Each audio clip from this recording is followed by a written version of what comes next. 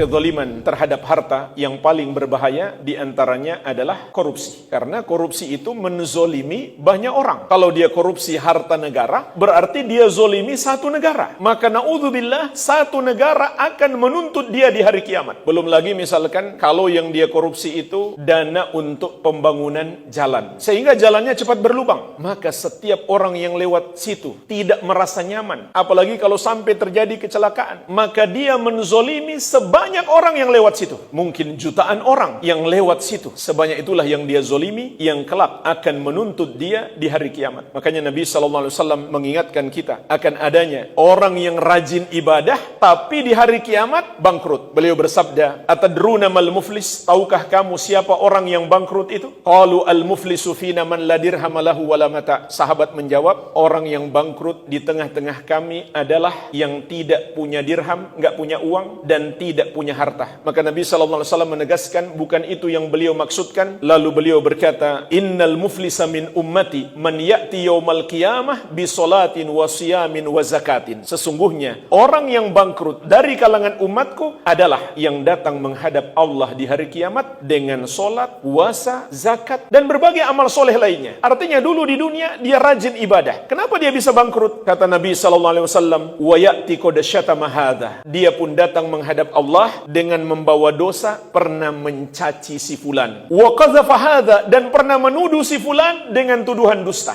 Berapa banyak dilakukan oleh sebagian orang tuduhan-tuduhan dusta seperti ini demi menjatuhkan saingan politiknya misalkan. Wa akala mala hadza, dan dia pernah memakan harta si fulan. Bayangkan kalau dia makan harta orang satu negara. Wa safaka dama hadza, dan dia pernah menumpahkan darah si fulan. Wa daraba hadza, dan dia pernah memukul si fulan. Fa yu'ta hadza min hasanatihi wa hadza min hasanatihi. Maka diserahkanlah amal-amal kebaikannya kepada orang-orang yang dia zolimi tersebut. Fa in faniyat hasanatuhu qabla ayyuqda ma alaih ukhidha min khatayahum faturihat alaih thumma turiha finnar. Namun apabila kebaikan-kebaikannya habis, tidak cukup membalas kezolimannya, maka dibalik. Dosa-dosa orang yang pernah dia zolimi diambil lalu ditimpakan kepadanya, kemudian dia dilempar ke neraka. Padahal dulu di dunia dia rajin ibadah, tapi bersamaan dengan itu dia suka berbuat zolim kepada orang lain. Maka dia menjadi orang yang bangkrut di hari kiamat. Gimana caranya bertobat? Dengan memenuhi syarat tobat. Yang pertama, ikhlas karena Allah. Yang kedua, menyesali dosa itu. Yang ketiga, tidak lagi melakukannya. Yang keempat, bertekad tidak akan mengulanginya di masa yang akan datang. Yang kelima, belum habis waktu bertobat. Kapan habisnya? Kalau kematian sudah datang menjemput atau matahari terbit dari arah barat. Syarat yang keenam, kembalikan hak orang, kembalikan harta negara ke kas negara. Itu syarat bertobat bagi koruptor. Kalau tidak, dia terancam bangkrut kelak di hari kiamat. Meskipun dia rajin beramal soleh. Apalagi kalau dia malas beramal soleh.